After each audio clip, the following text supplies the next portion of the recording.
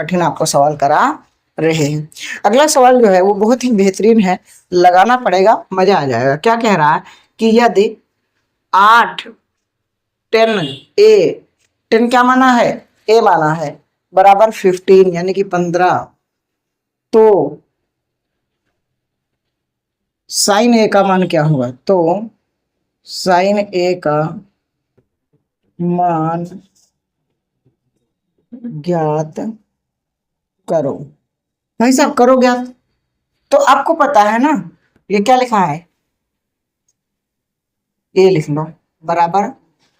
अब ये गुणे की संख्या कहाँ जाएगी, भाग में।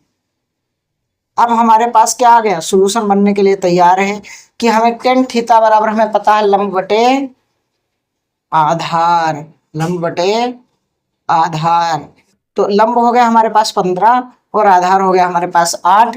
त्रिभुज हमारा बन चुका है आपकी स्क्रीन के, ठीक। ये ए है, ये बी है, ये सी है। तो ए अगर थीटा कोण मानोगे, ए अगर थीटा कोण मानोगे, थीटा का सामने वाला लंब होगा, तो लंब कितना हो गया 15, आधार कितना हो गया 8। क्या कर्ण पता है? सर नहीं पता। क्यों? क्योंकि 90 डिग्री के सामने ही तो कर्ण होता, तो पाइथागोरस प्रमेय।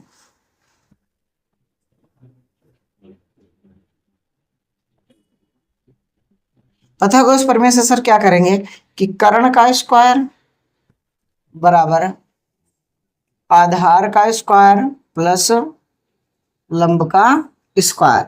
कर्ण का हमें पता नहीं है, ये कहाँ नशा कर रहा है, लेकिन आधार का स्क्वायर हमें पता है कि 8 लिखा है और लंब हमारे पास 15 है।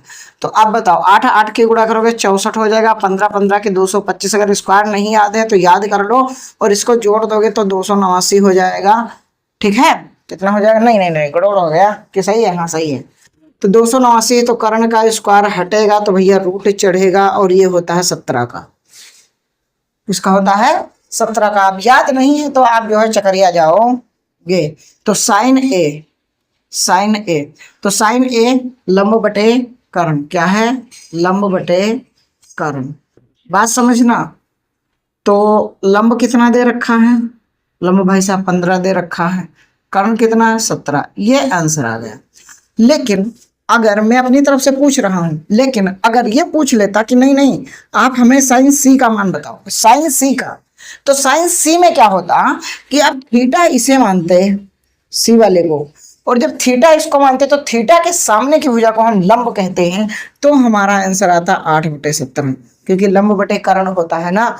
तो अब आधार ये बन जाता और लंब ये बन जाता। कर्ण हमेशा 90 के सामने होता, थीटा के सामने वाली भुजा को हम लंब मानते हैं, शेष बची भुजा को आधार मानते हैं। तो आप सी कह रहा है, सी के रिस्पेक्ट में ये मानोगे और इसके रिस्पेक्ट में लंब ये हो जाएगा। भाई साहब आप समझ रहे हैं ना कि क्वेश्चन को घुमाया भी जा सकता है। आप लोग फुल क्लास नहीं देखते हैं, इसीलिए आज क्लास यहीं तक रखते हैं। कल फिर मिलते हैं और एक नया सेशन लेकर के नए क्वेश्चन के साथ में। आप कमेंट बॉक्स में ज़्यादा से ज़्यादा कमेंट किया करें तो हमारा हौसला बढ़ेगा कि हाँ हमें भी कुछ स्टूडेंट्स देख रहे हैं, पसंद कर रहे हैं। और अगर पसंद कर रहे हैं तो लाइक करना, अपने दोस्तों को शेयर करना।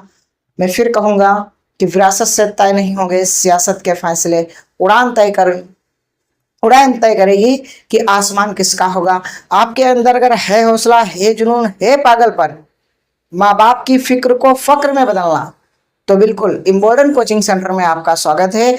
आप टॉपर बन जाएंगे, बशर्ते आपको शाम 4 बजे जुड़ना हो।